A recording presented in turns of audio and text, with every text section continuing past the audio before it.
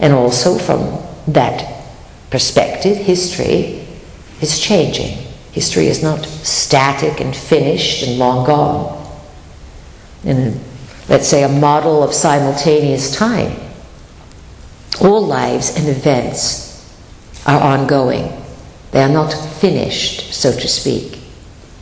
So that in your imagination you may be able to follow a timeline or recall an event from someplace.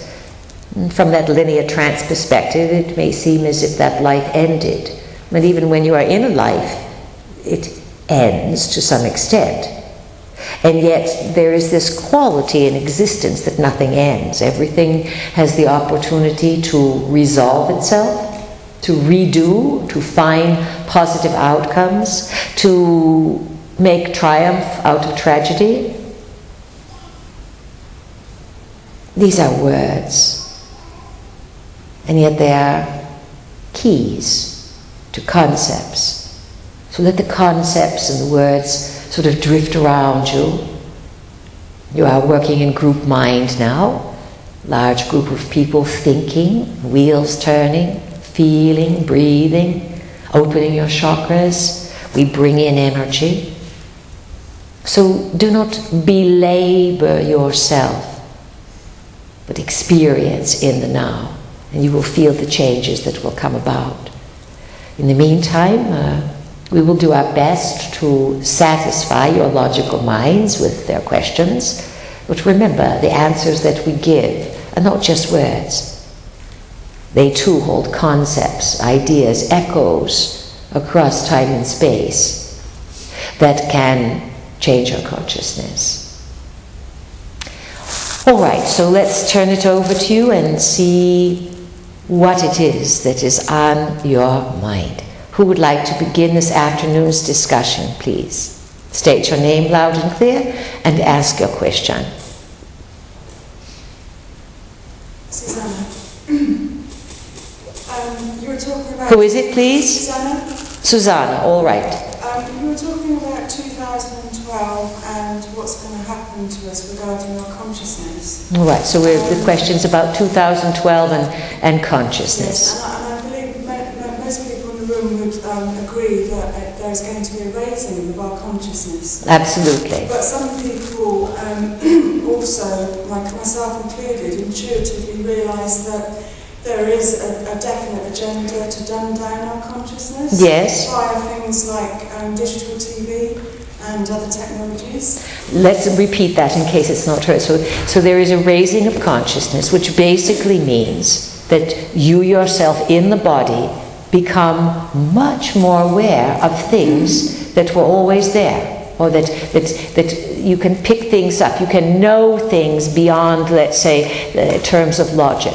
Well, simultaneously, electronics, digital TV are designed to, let's say, to scramble consciousness, to dumb it down, to make it more malleable and controllable, to dumb it down so that, let's say, people miss the revolution in spiritual awakening. So these events are occurring. What would you like to know about it, Susanna? Well, for me, they're both obvious possibilities. I suppose what I want to know is how we can make sure that we're in a position where our consciousness is raised and that we're not the other side, if you see what I mean. Because the masses at the moment, of course, most of them will be swapping to digital TV in the near future. Personally, I'll be throwing my television out, but it's something that the masses don't know they need to do. This is the part what you are speaking of. Yes, in the United States everything's going over to digital high-definition TV, and in other words, analog TVs will not work after a certain date, and all these kinds of things. It can be actually a great boon, because there may be many people who say, to heck with it. There's 1,000 channels with nothing on them. I'm not paying more money for this boob tube. I think when they make the new rules and they have the countdown to new TVs, I'll skip it. How's that? That's what I'm hoping they'll do. Well, there will be some who will do this, but Susanna, part of the reason you and many, many, many, many millions of people have incarnated on the planet today was quite simply to take on a body and to prove that the body can transcend the limitations of the current belief systems. And part of your discipline is to recognize what is harmful to you. You know, a little bit of everything in general is not going to harm you. But in the battle for the mind of humanity, it has become quite insidious by using technology to literally shatter the nervous system, to fray it, to fry it. And today, results have been quite astounding. There's all kinds of books and commentary out now today about how the generations have been dumbed down, how they have no mathematical abilities, they have no ability to concentrate. And this is probably the biggest red flag, or the biggest outcome that comes from technology, is that you have lost the ability to pay attention. You've lost the ability to concentrate and to focus. And this, again, with too much technology, it can destroy the physical body.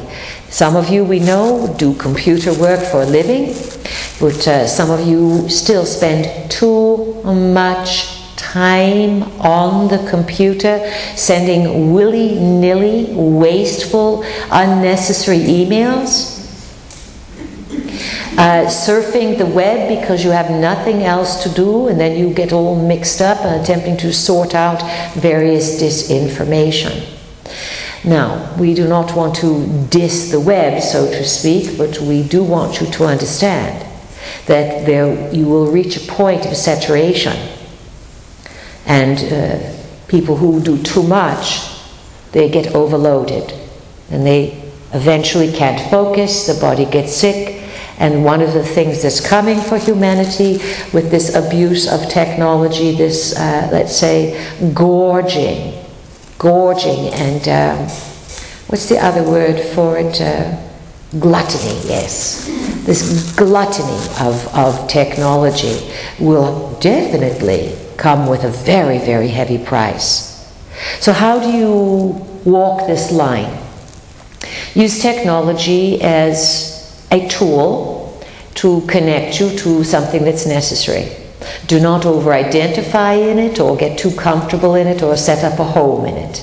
People who are building these online lives, they are called Second Life, Avatar, this kind of thing, will find themselves trapped in technology, and the body will eventually atrophy. There is nothing that sustains your physical form on the computer.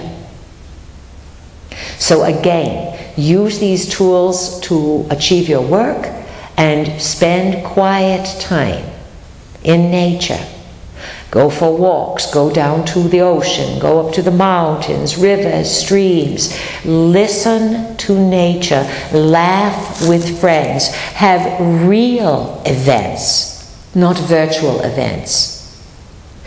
You don't need to be listed on any of these sites with 1,000 or 2,000 or 10,000 friends.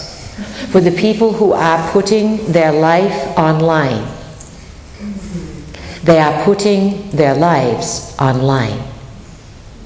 Do you follow this? You know, for years, the intelligence agencies spent untold amounts of dollars hiring investigators and spies and these kinds of things, going out to gather information when they wanted to know people's habits, their tastes, their predilections, dig up about their past, their histories. Today, the intelligence agencies have become quite clever. They have made it trendy for people to out themselves. In many circles now, if you do not have a profile online someplace, you are considered to be a loser, yes, a nobody.